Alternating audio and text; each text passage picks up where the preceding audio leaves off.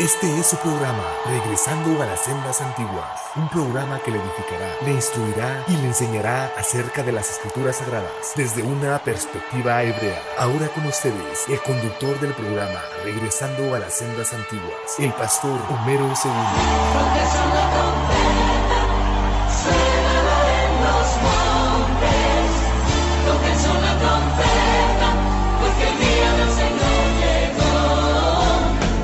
Tóquense una trompeta, suénala en los montes.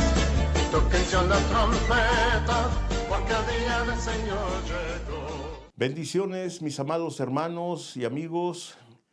Como siempre, el pastor Homero Segundo quiere agradecerles a cada uno de ustedes que nos han estado haciendo el favor de ver a través de este video. Gracias en YouTube y en Facebook, que también, ¿verdad?, nos hacen el favor de mirarnos y deleitarnos en la bendita palabra de nuestro Dios. Recuerde que le habla el pastor Homero Segundo, pastor mesiánico de aquí, de Laredo, Texas. Y una vez más, agradezco a aquellos hermanos, ¿verdad?, que han puesto en su corazón el sentir de cooperar para este ministerio, el cual el Eterno va a dar su recompensa a cada uno. Quiero también entregar esta bendición mesiánica para todos mis hermanos. Baruch ata Adonai Eloheinu, melech haolam, asher natan lanu haderech le Yeshua be Mashiach Yeshua. Amén. Esto significa o dice: bendito eres tú, Señor, Dios nuestro, Rey del universo, que nos ha dado el camino a la salvación en el Mesías Yeshua. Amén. O sea, en nuestro bendito Salvador Jesucristo. Una vez más, muchas gracias, de veras. Yo me gozo cuando estoy viendo, ¿verdad?, aquellos hermanitos, hermanitas que se están conectando y que están viendo el video. Y para mí eso es un gran deleite, una felicidad maravillosa. Y yo agradezco mucho a cada uno de ustedes, mis amados hermanos y amigos. Hoy vamos a tener una reflexión con la ayuda del Eterno, ¿verdad?, basada en Primera de Juan, Yohanan, capítulo 3, versículo 8, un texto muy conocido también dentro del ámbito del pueblo evangélico, del pueblo del Señor.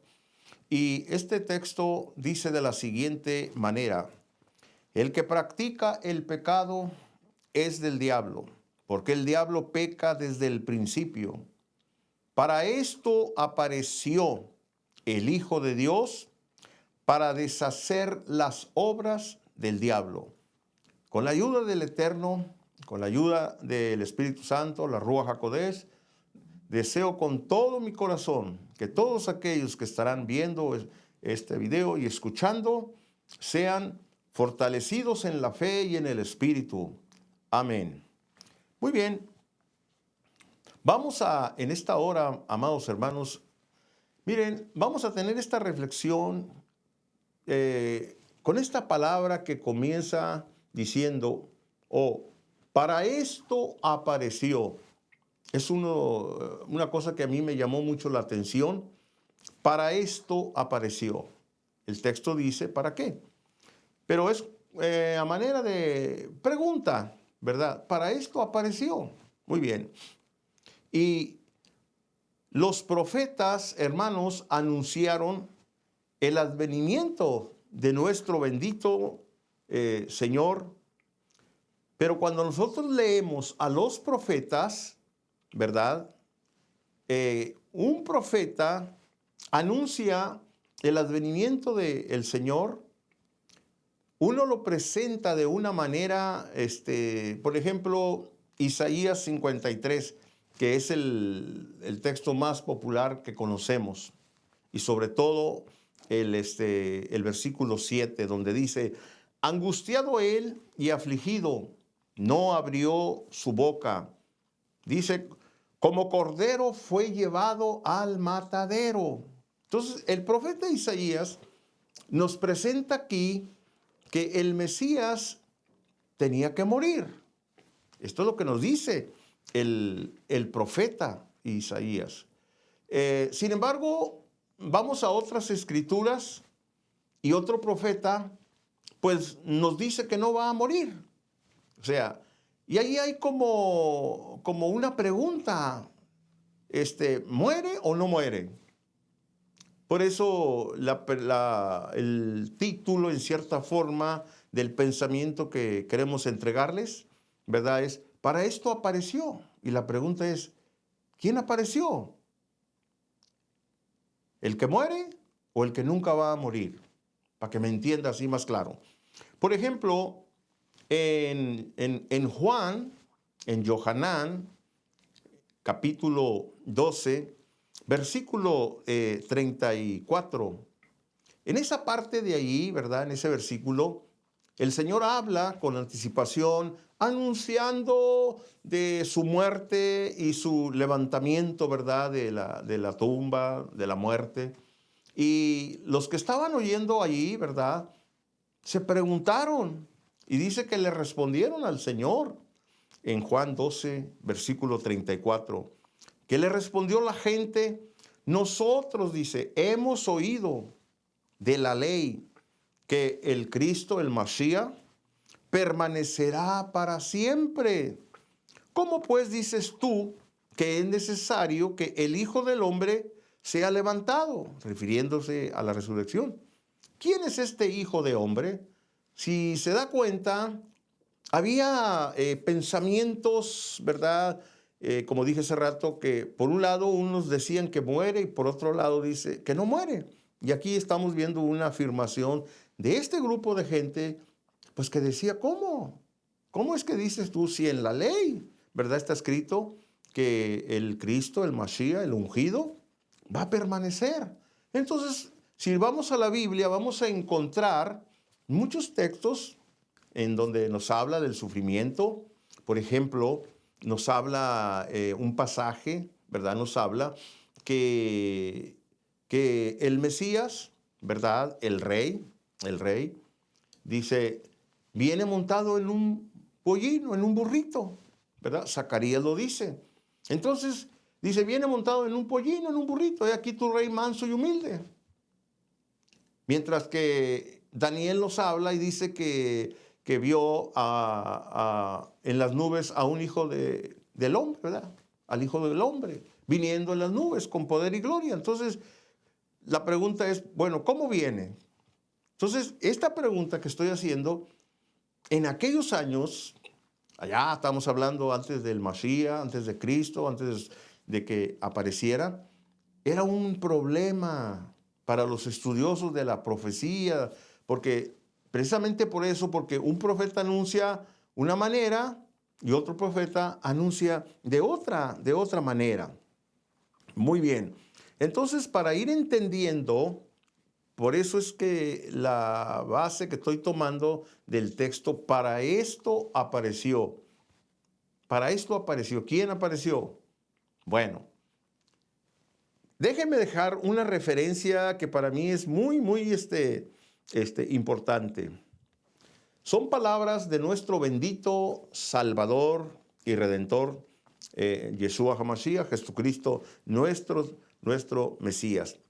Cuando vamos a Lucas capítulo 24, verso 44 al 46, Lucas 24, verso 44 al 46, se lee de la siguiente manera, y el Señor les dijo, estas son las palabras que yo os dije, fíjese, o que yo hablé, estando aún con vosotros, que era necesario, oiga, que se cumpliese todo lo que está escrito de mí en la ley de Moisés, en los profetas y en los salmos.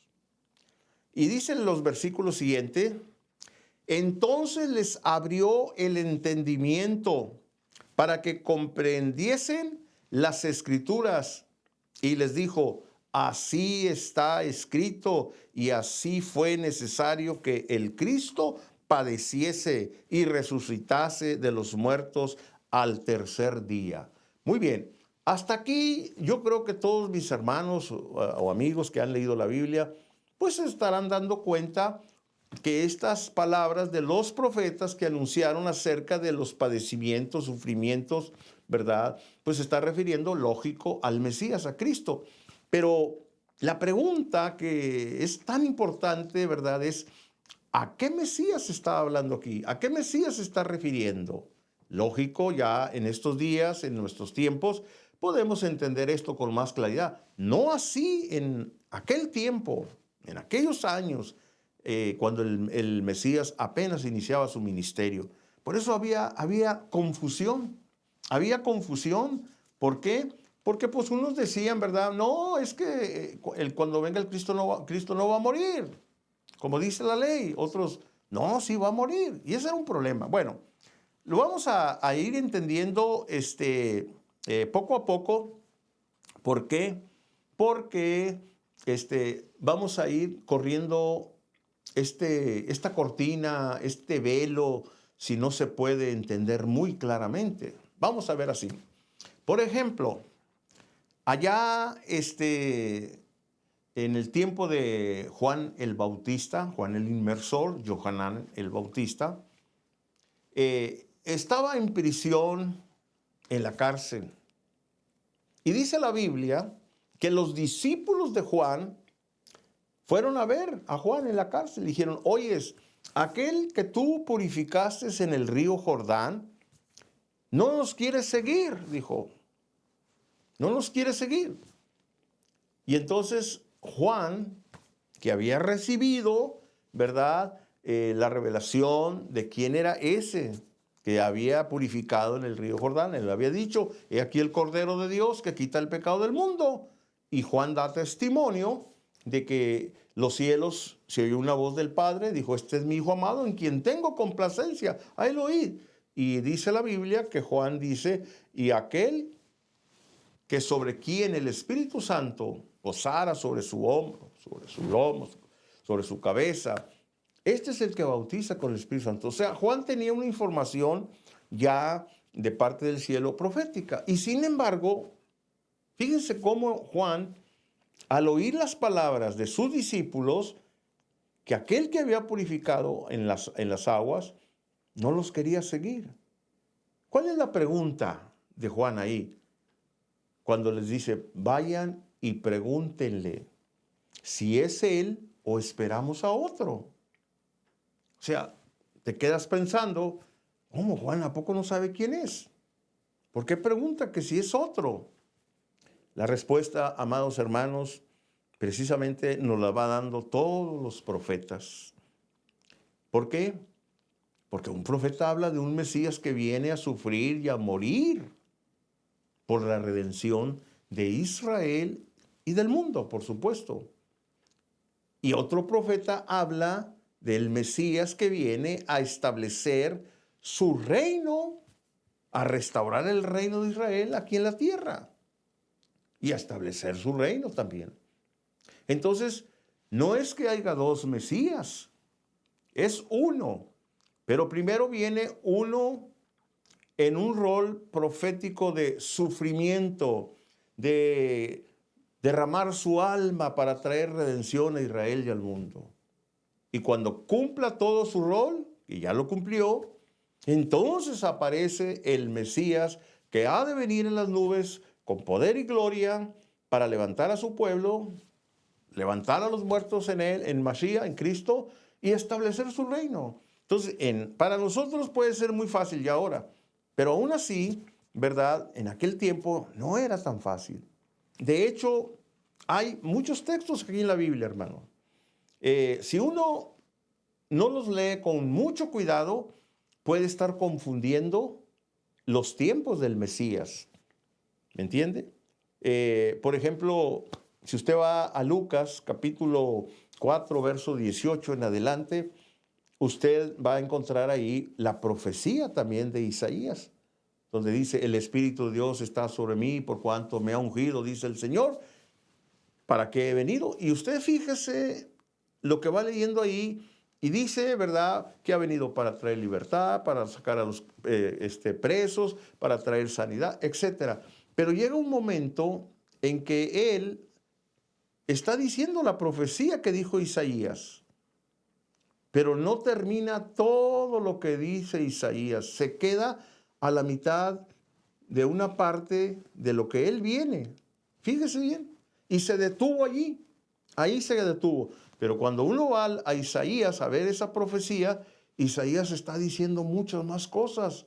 La pregunta es, ¿por qué no dijo? ¿Por qué no continuó el Señor diciendo todo lo que Isaías estaba anunciando? La respuesta es porque el inicio de esa profecía hace referencia al Mesías que viene a sufrir nada más. Y la continuación donde él se queda a la mitad, por decirlo de un versículo, es la continuación del Mesías que viene a reinar aquí en la tierra. Por eso es que él se detuvo, porque no podía él decir esas otras palabras, porque no es su tiempo todavía. ¿Sí me entiende? O sea, muchas cosas que hay en la Biblia, que hay versículos que te está diciendo del Mesías sufriente, y a la mitad de un versículo ya cambió, ya no es el Mesías sufriente, es el reinante. Por ejemplo, en el libro de los Hechos, antes de partir al Padre, ya había resucitado, se había convocado con sus discípulos, y la inquietud de los discípulos era esta: Señor, ¿restaurarás el reino de Israel en este tiempo? ¿Y cuál fue la respuesta de nuestro bendito Salvador? Dijo: no toca a vosotros saber los tiempos y las sazones que el Padre puso en una sola potestad, pero recibiréis poder cuando haya venido sobre vosotros el Espíritu Santo, y entonces me van a ser testigos. ¿Por qué no quiso responder a la inquietud, a las preguntas? ¿Vas a restaurar el reino de Israel en este tiempo?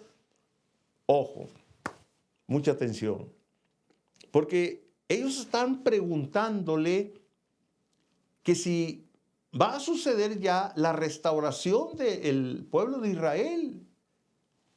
El reino ya va a empezar. Eso no le corresponde a este Cristo, a este Mesías sufriente que vino, murió y resucitó, pero todavía no le corresponde. La pregunta no es para él, eso es para el que tiene que venir. Por eso es que él no les contesta, porque no está él autorizado. Él es el Mesías que sufre.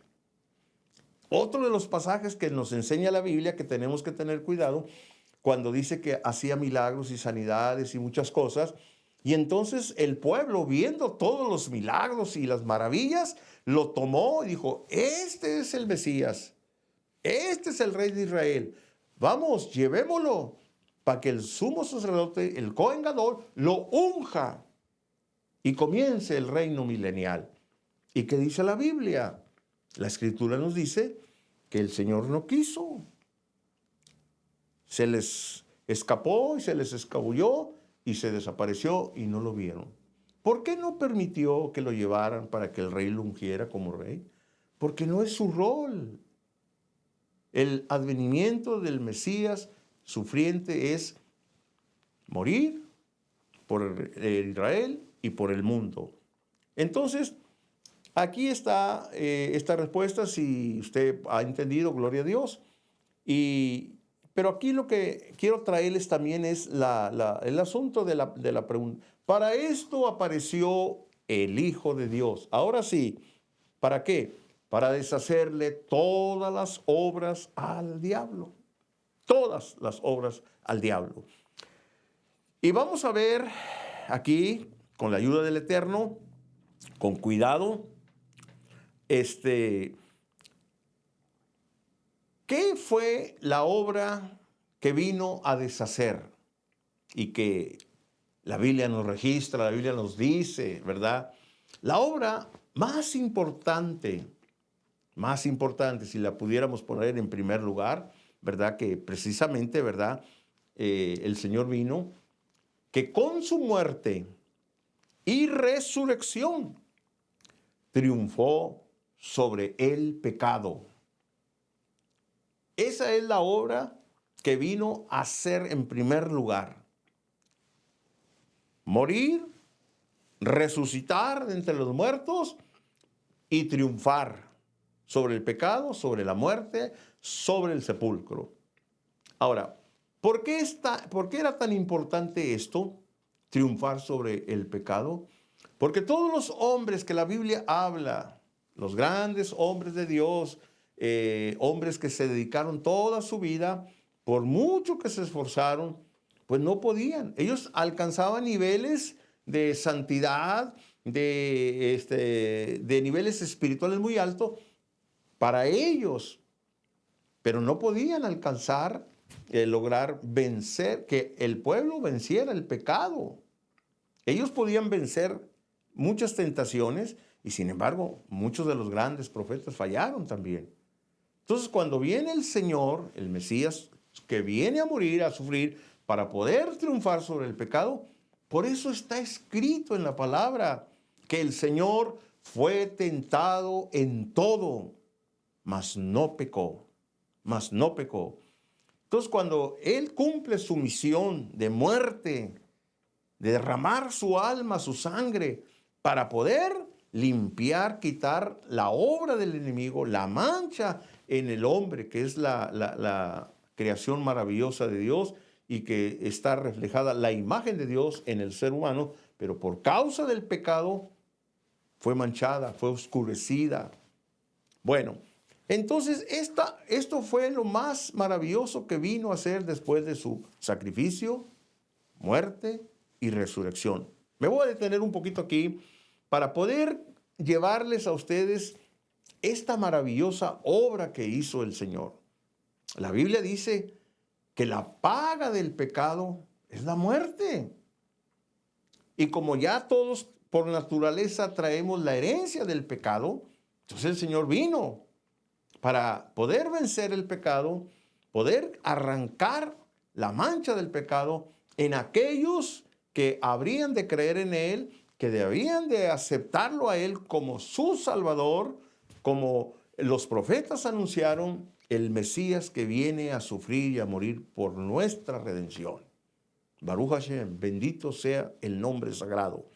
Entonces, mis hermanos, ¿cómo entender esa maravillosa obra que Él hizo allá en el madero? Miren, el profeta Isaías nos da una descripción, un maravilloso panorama cuando él está hablando en el capítulo 53 de Isaías.